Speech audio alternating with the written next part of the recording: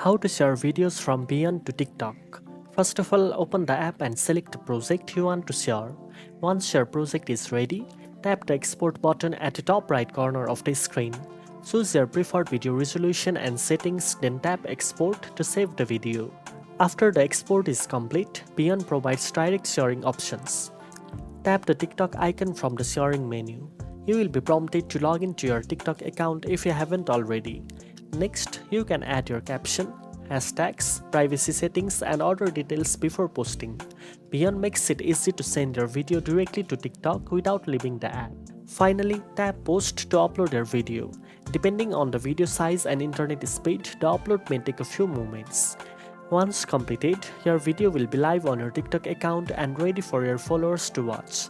Now you know how to share videos from Beyond to TikTok. If you found this video helpful, don't forget to like, share and subscribe for more editing tips. Thanks for watching and I'll see you in the next one.